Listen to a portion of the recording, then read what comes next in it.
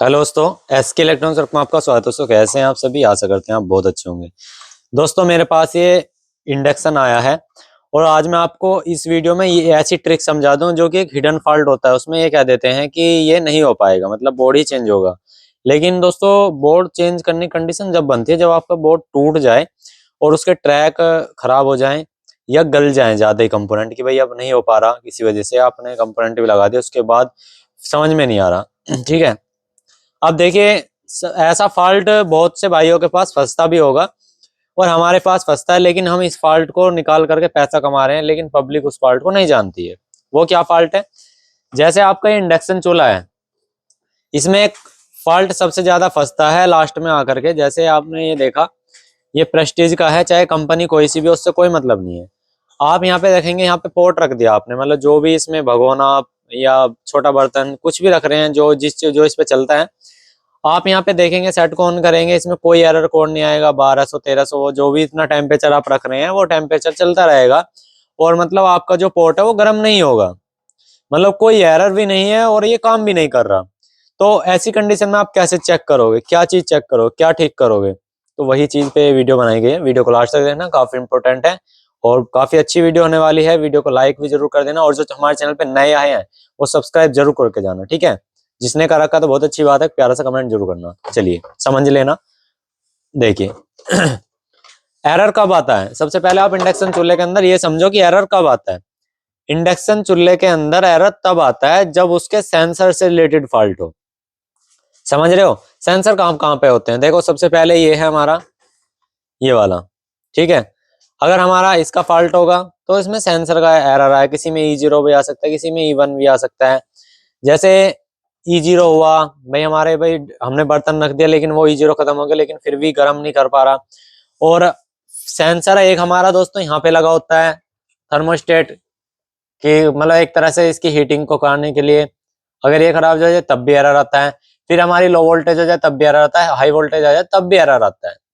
लेकिन जब आपकी सारी चीज आपने चेक कर ली, सारे में वोल्टेज चेक कर ली, सारे कंपोनेंट चेक कर लिए, लेकिन उसमें क्या है, फंस जाते हैं। बस यहीं पे आके कहानी खत्म हो जाती है कि भाई अब पीसीबी चेंज करनी है। कोई कहता है माइक्रो आईसी खराब है, तो ऐसा नहीं है। अब देखो, जब हमारे सिस्टम में हमें लग रहा है कि सारी वोल्टेज ओके हैं और लेकिन हमारे सारी कंपोनेंट भी ठीक हैं, उसमें कंडीशन में क्या फंस जाती है, इसमें जो इसकी ड्राई वोल्टेज होती है, जैसे आईजीबीटी है, जैसे आईजीबीटी शॉर्ट हुआ तुरंत क्या करता है, आईजीबीटी शॉर्ट होते ही तुरंत के तुरंत मतलब जो यहाँ पे फ्यूज लगा होता है वो उड़ जाता है, यानी कि ओपन हो जाता है। ओपन होने के बाद क्या होता है, लाइन ब्रेक हो जाती है और हमारा ये शट डाउन पड़ जाता है, यानी कि बिल्कुल डेड पड़ जाता है।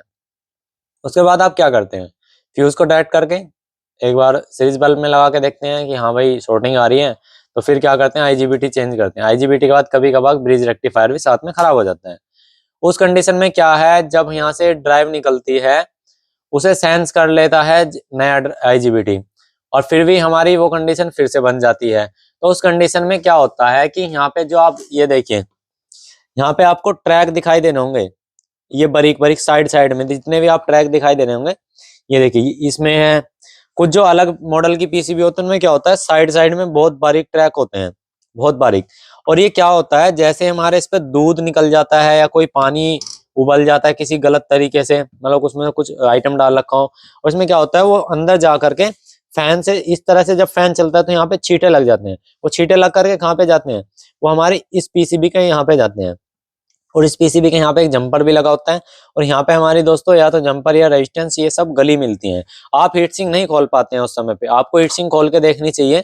अगर आपने देख लिया सारी चीज ठीक है, हमारे पास ऐसी है, लेकिन आपने हीट सिंक नहीं खोली, हीट सिंक खोल करके देखो, उसके नीचे जो रेजिस्टेंस मिलेगी आपको गली हुई जरूर मिलेगी, ठीक है? गली हुई मिलेगी, वो आपको रेजिस्टेंस चेंज करनी है। और उस कंडीशन में क्या है कि आपको हर कंपोनेंट को ऐसे हिला हिला के देखना है कि उसका ट्रैक तो नहीं फटा हुआ है, क्योंकि ऐसा होता है जैसे यहाँ पे ट्रांजिस्टर लगा हुआ है, इसे हमने इस तरह से हिला के देख लिया, भाई ऐसे तो यहाँ पे लग रहा है कि हमें टाइट है, लेकिन इसकी एक नीचे से जो पिन है उसका प्रिंट किसी वजह से फटा होता है या लूज होता है, वो सोल्डिंग नहीं हो पाता है, लेकिन उसमें उसका एरर नहीं आता है। अब ये थोड़ी नहीं है कि इसमें हर छोटे छोटी चीज के लिए एरर दिया जाएगा, तो उसमें तो दोस्तों काफी ज्यादा कॉस्टली होता है, क्योंकि कंपनी चाहती है कि सस्ते सस्ता हो और अच्छा हमारा आइटम बिके। तो सेंसर कुछ ही चीजों के लिए लगाया जाता है जहां इंपोर्टेंसी हो, जैसे कि कोयल सेंसर हो गया, जिससे कि आपका आईजीबीटी बार बार ना जले जब आप पोर्ट रखो, जब भी इसमें करंट फ्लो हो, ठीक है? और दूसरा हो गया अपना भाई आईजीबीटी ज्यादा हीट ना हो, ज्यादा देर चला रहे हो, हीटिंग इसमें ज्यादा बढ़ी तो दूसरा सेंसर इसका हो गया, लो वोल्टेज का सेंसर हो गया, हाई वोल्टेज का सेंसर हो गया।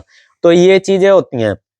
अब उस कंडीशन में सबसे ज्यादा जो हमने फॉल्ट देखा है वो क्या बनता है, जो पास पास में जो ट्रैक गए हुए होते हैं वो गल जाते हैं। और कभी कभार वे ट्रैक ऐसे होते हैं कि किसी की ड्राइव का होता है, किसी की इसकी फीडबैक सेंसर का होता है, लेकिन वो सेंस तो ऐसा कर लेता है कि हाँ चल रहा है, लेकिन वो ट्रैक ऐसा गल जाता है कि वो वहां से वहां तक जो सप्लाई ट्रांसफर नहीं कर पाता।